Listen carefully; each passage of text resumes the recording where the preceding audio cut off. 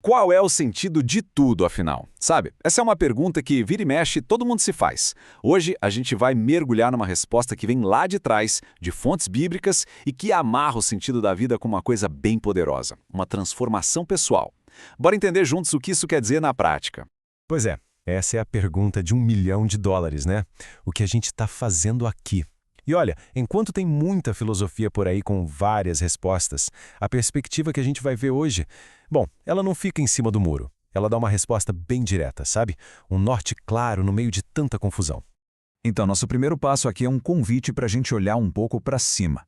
A ideia central é que o verdadeiro sentido talvez não esteja nas conquistas do dia a dia, mas sim num propósito maior, algo que vai além do aqui e agora.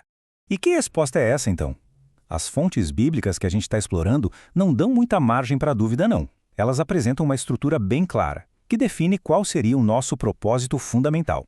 E aqui está o coração da resposta. A vida não teria um sentido que a gente inventa, mas um que a gente descobre. E esse sentido, veja bem, está num relacionamento. Glorificar, conhecer, amar e servir a Deus. É como se a vida se tornasse uma expressão de um propósito divino. Tá, mas como isso funciona na prática? Esse propósito todo grandioso se quebra em ações bem concretas. A gente vê aqui que tudo começa em honrar a Deus, tentando refletir a imagem dele em nós. Isso naturalmente leva a um relacionamento mais íntimo, que por sua vez se manifesta lá fora, no serviço ao próximo. E tudo isso com os olhos no objetivo final, a vida eterna no reino de Deus. Ok, o propósito está claro, mas e aí? Como é que se chega lá? Como uma pessoa comum começa a viver desse jeito? Isso leva a gente direto para o centro da questão. Qual é o gatilho que permite essa mudança toda? Qual é o caminho da transformação? E bem no centro dessa transformação existe uma figura, Jesus Cristo. Esse versículo, que talvez seja o mais conhecido de todos, apresenta Jesus como a ponte. Crer nele não é só para evitar um fim ruim, mas para alcançar ativamente aquele objetivo final que a gente viu, a vida eterna. Mas o que quer dizer crer? O texto vai mais fundo, dizendo que é a mesma coisa que receber. E o resultado disso é impressionante. Concede o poder de se tornar filho de Deus. Percebe? Não é só uma mudança de atitude, é uma mudança de identidade mesmo. Isso nos leva a um conceito que é super radical e talvez o mais curioso de todos, a ideia de nascer de novo. E segundo a fonte, isso não é só uma metáfora bonita não, é um requisito, uma peça fundamental para essa transformação acontecer.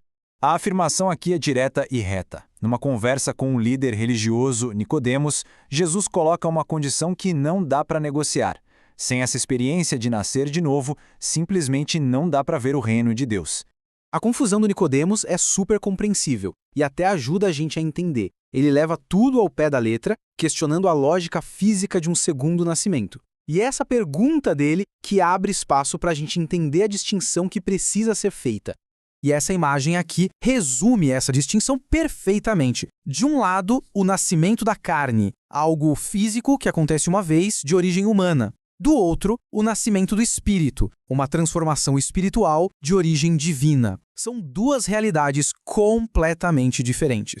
A explicação de Jesus para Nicodemos é quase como uma lei da física espiritual. O que vem da carne gera carne, o que vem do espírito gera espírito. Fica muito claro que a transformação para entrar no reino de Deus não é um upgrade humano, mas sim uma recriação espiritual. Certo. O conceito de nascer de novo ficou mais claro. Mas e depois? O que muda na vida real? Nessa nossa última parte, vamos conectar essa transformação interna com aquele propósito de vida que a gente conversou lá no comecinho. E esse é o resultado. Quem está em Cristo se torna uma nova criatura. Olha a força dessa expressão. Não é uma versão 2.0, é uma criação inteiramente nova. As coisas antigas, o passado, tudo isso ficou para trás. E é aqui que o círculo se fecha. Essa nova vida é o que finalmente dá a capacidade de viver aquele propósito inicial, honrar a Deus, servir as pessoas e buscar o reino. Tudo isso deixa de ser um esforço e passa a ser a expressão natural de quem a pessoa se tornou. A mudança de dentro floresce para fora. E a gente termina com essa reflexão. Vimos um caminho de transformação completa, do propósito até a prática. Mas a pergunta que fica é muito pessoal. Se tudo que era velho já passou, o que realmente significa, na nossa experiência do dia a dia, ser novo?